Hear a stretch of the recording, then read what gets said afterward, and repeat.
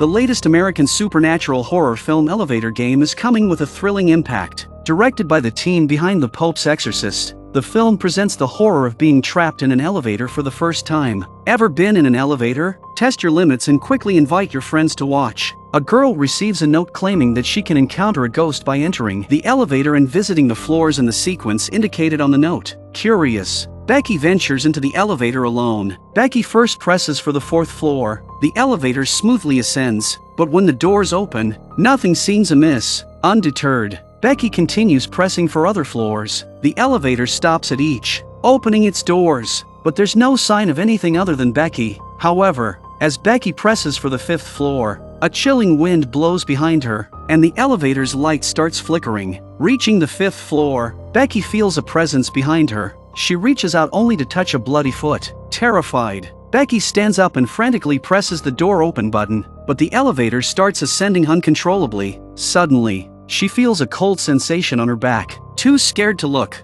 she quietly raises her phone, only to see half a ghostly face. Fortunately, the next second, the elevator stops at the 10th floor. Just as Becki tries to escape, a voice sounds behind her.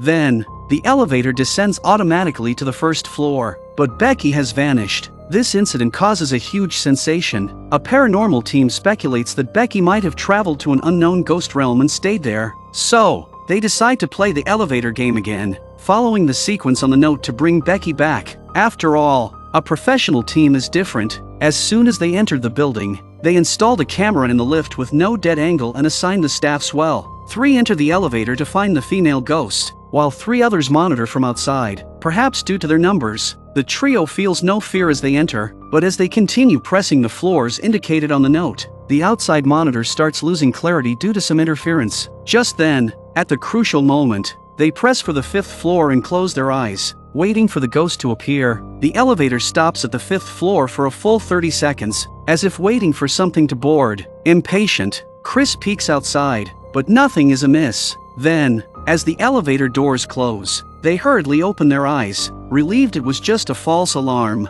But as they press for the 1st floor intending to leave, the elevator starts ascending instead. A man working late boards the elevator, easing their tension. The elevator then returns to normal, safely reaching the 1st floor. However, at that moment, Chloe hears humming in the seemingly empty elevator, as if something followed them to the ground. Chloe wants to check again, but then the security guard arrives, and they are forced to leave. Ryan lingers outside, unwilling to leave. The missing Becki in the elevator is his sister, and it was Chris from the paranormal team who gave Becki the note, leading to her uncertain fate. Unrepentant, Chris curses Becki, unaware that they've already provoked the 5th floor's female ghost. Chris called Chloe when he got home, but the phone went dead while they were talking. Feeling uneasy, Chris decides to visit Chloe, but as he steps out, the hallway lights go out.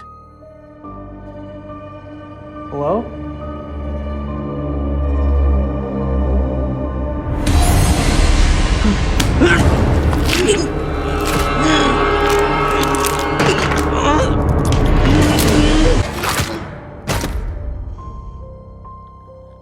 At this moment, Ryan takes advantage of the security guard's absence and re-enters the elevator. However, when he reaches the 5th floor, the surroundings suddenly plunge into darkness. A shadowy figure gradually approaches the elevator in the darkness, then brushes past Ryan and stands behind him. The elevator doors close. Strangely, instead of descending, the elevator begins to ascend rapidly. A few seconds later, the elevator stops at the 10th floor. Ryan hurries out to find himself facing a door. Pushing the door open, he surprisingly steps onto a street, which is odd. Given that this is the 10th floor, those who have carefully watched the film might have noticed that this is a standalone building with no room for spatial manipulation. Even more bizarrely, the buildings and trees here are all red, with only a few bright streaks in the sky. Ryan quickly looks around and spots a woman in black on the previously deserted street, who strikingly resembles his sister. He rushes toward her. Only then does Ryan realize the woman in black is the ghost from the 5th floor. Terrified,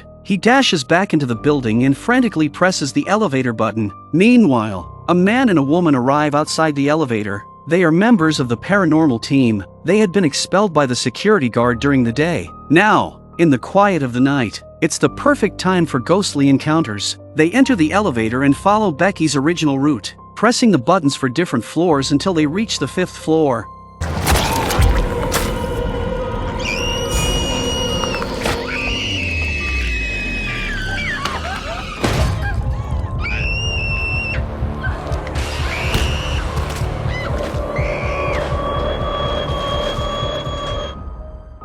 After they've been killed by the ghosts, the lift stops on the 10th floor. Seeing the doors finally open, Ryan rushes into the elevator. Just as the ghost is about to enter, the doors close at the crucial moment, but Ryan soon noticed a camera that belonged to the two panelists who had just. The camera has captured the terrifying scene of the ghostly murder. Ryan only glances at it before he's too frightened to look any longer. When the elevator reaches the 1st floor, Ryan confirms it's the real world outside and immediately rushes out to call Chloe. But Chloe is currently wearing headphones and browsing the internet. At that moment, a large red light shot out of the doorway behind Chloe, and a hand in the red light kept moving towards Chloe. Ryan is calling her. He briefly describes his recent experience and warns her to be very careful, though Chloe is skeptical. She then tries to call the other members of the Paranormal Society but can't reach any of them. Little does she know, they are already dead and unable to answer the phone. Meanwhile, another member, Matty, is waiting for the bus.